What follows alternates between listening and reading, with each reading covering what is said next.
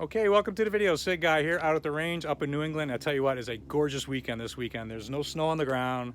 I can't see my breath and the wind's not hurting my face because it's so cold out. So I did a lot of shooting yesterday, a lot of shooting today, testing out all new products that I haven't had the opportunity to test yet. And today, and part of yesterday, I've been running the Armory Craft P320 compensator. They also make the comp for the P series and it's in development right now for the 365.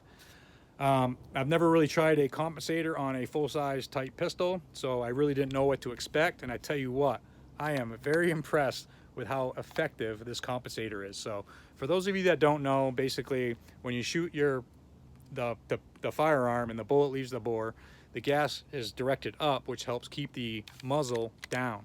Okay, so I use that in combination with the sport takedown lever from Armory Craft, which gives me a place to put my thumb. So that way when I'm shooting, I can apply a little bit of a downward pressure and that helps mitigate the recoil as well. So between the two of these items, got this 320 running very flat. Just about as flat as my X5, and this thing doesn't weigh anywhere near as much as the X5.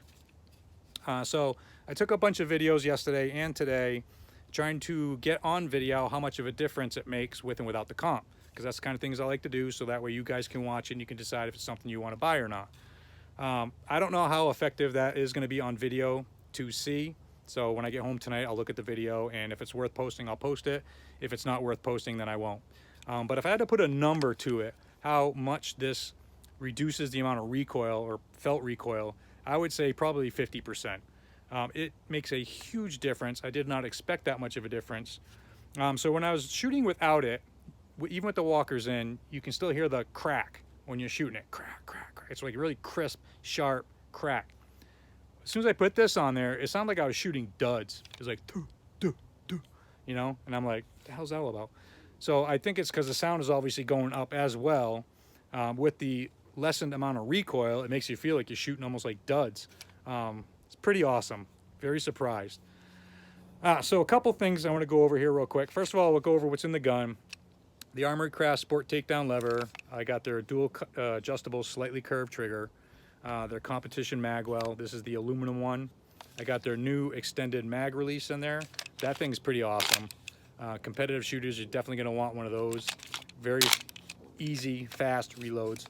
Their Armory Craft's compensator. Anytime you use a comp, you got to have a threaded barrel, obviously. So I got the Faxon flame fluted barrel there. SIG's Pro Cut slide. The DPP RDS with their iron sight on the back. And then in all my 320s, I run the SIG Armor's competition level action job in conjunction with the Armory Craft dual adjustable trigger. Armory Craft also makes base pads. I don't have one on this one, but they got the +2 and the 140 millimeter ones as well. So before I forget, all this stuff is on my website, sigguy.com. There's a bunch of stuff on the website. I got videos, how-to videos, review videos. My guns are on there showing which each part is and where you can get it from. Also Will, FDes Works, does my Cerakote. He makes my shit look awesome. Love his work. I got an X5 there right now. He's doing another Digicam too.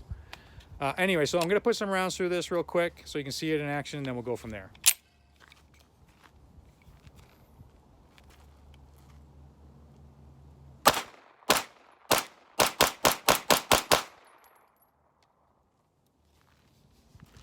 So while I was just shooting that, I don't know if you can see how flat that is, but I used RDSs years ago, and I went away from them because I got an astigmatism and there was a starburst rather than a crisp dot. The burst was bigger than the dot, so I like to shoot really small targets. 3/4 inch circles is what I usually shoot at, and the starburst was bigger than that 3/4 inch dot, so you couldn't be very accurate with it.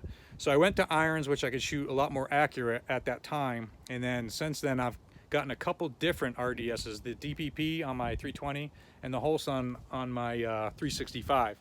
Those dots they're crisp, they're clear. So I'm going back to dots on some of my guns.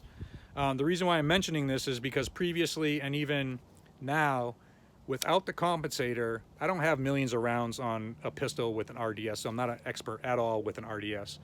But the dot, when you shoot it, it bounces around. Well, without the compensator and previously, sometimes it bounces off the window and then it takes you a second to get it back on target to make a follow-up shot.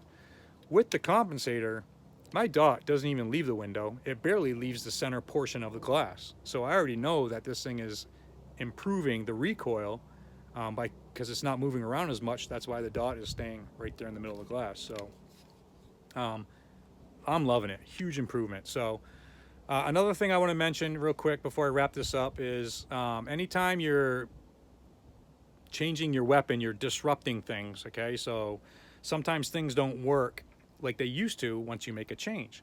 And what I mean by that is, like with a compensator, it's changing the way that this thing is cycling. So yesterday when I was out here, I had a couple extractor and feeding issues.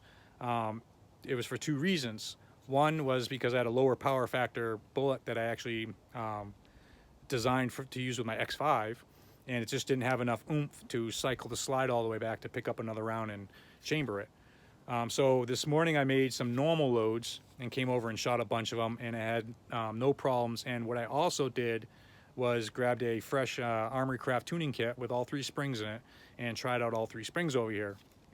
I was using a stiffer spring, so I put the red spring in it, which is a 12-pound spring, I believe, in here with the normal loads, and I haven't had any problems at all. Lubed it all up, cleaned it all up and everything.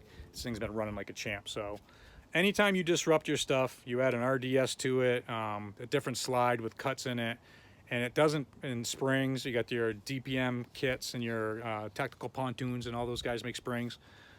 You're changing things. So if it's not running reliably, first of all, you got to figure out what the problem is, and then compensate for whatever you've added to it.